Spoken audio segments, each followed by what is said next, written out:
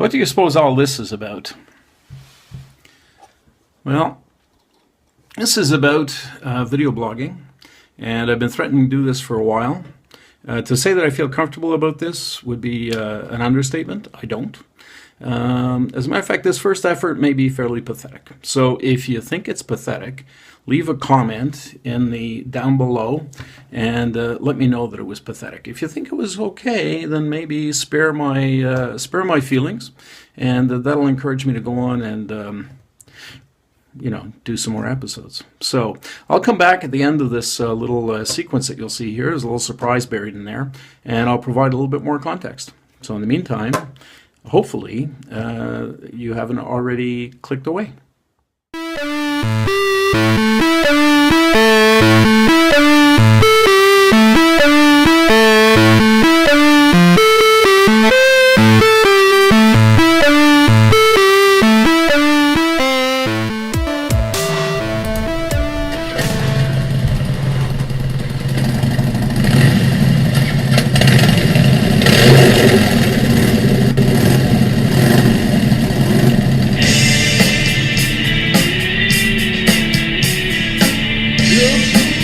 Motorcycle Man.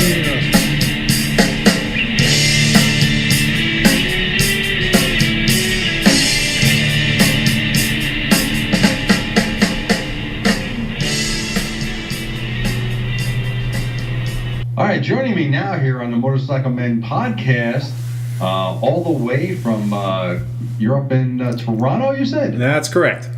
All right, Dave Mass with the Life on Two Wheels blog. Hello, David, and welcome to the podcast. Hi, Ted. It's a pleasure to be here. I'm glad you're here. How are things up there in Toronto? You know what? The weather is, I suppose it's the global warming that some people don't want to admit is happening. But I lived my whole life in Montreal, moved here in April, and normally, we'd be up to our knees in snow if we're in Montreal, and here it was pouring buckets all day, so...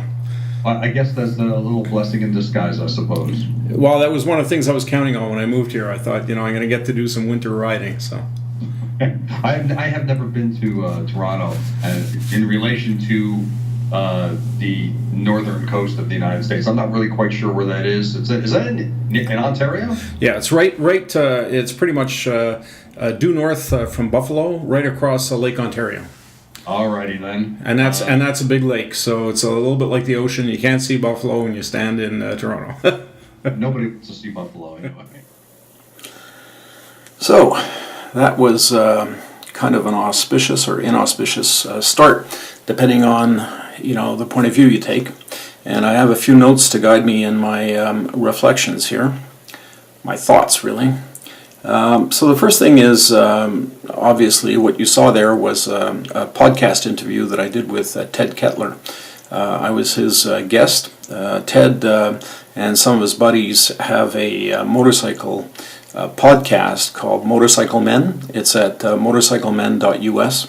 And Ted was gracious enough to have me yak for about, I would say the better part of an hour and a half. So... if you want to know pretty much everything I had to say, then I would recommend that you go over to Ted's Motorcycle Men website and pick up the podcast. You'll see links. You can see links on the screen right now, actually, telling you where to pick that up. So the other thing I wanted to here we go.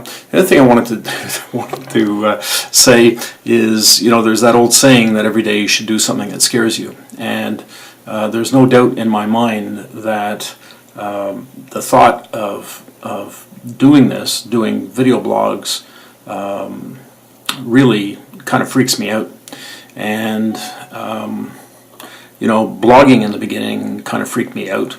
I don't know if anybody remembers. I don't know if you remember. I don't know who you are, but I don't know if you remember what it was like the first time you heard your voice recorded So I was a child of the 50s and 60s, and technology was making its way into the home. And one of the things I had when I was a kid that I had great fun with, I got a tape recorder for Christmas one year, and it was a revelation to hear my own voice. There were home movies, obviously, where you got to see yourself and hear your voice, and it was a little bit unsettling because you didn't, or at least I didn't think that the person I was seeing and the person I was hearing was really me. I kind of recognized it was my voice, but it was a little bit of a freaky experience. So all these years later, it's still unsettling, and to do it in front of a worldwide audience is all the more scary, and that's why a lot of people, I think, don't indulge in this. There's that, and the fact that it's very, very complicated to do video blogging.